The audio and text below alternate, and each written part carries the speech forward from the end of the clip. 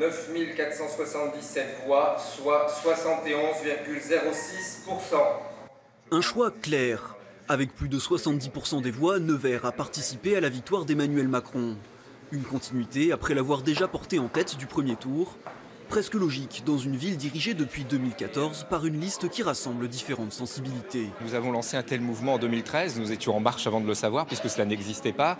Et pour moi, je le vis aussi pour l'ensemble de l'équipe comme un satisfecit de cette voie nouvelle que nous avons initiée. Bien sûr, Emmanuel Macron l'a déroulé sur un autre challenge qui était sur un plan national. Mais l'ampleur du score doit aussi beaucoup à l'adversité. Surprise du premier tour dans la Nièvre avec une première place et près de 25% des voix, Marine Le Pen n'a pu confirmer cette position. Avec 40% des suffrages dans le département, elle est cette fois nettement devancée par le nouveau président de la République. C'était absolument essentiel qu'il y ait une très forte mobilisation pour que l'extrême droite ne prenne pas le pouvoir en France. Une joie grave parce que d'abord la campagne a été particulièrement lourde et pénible.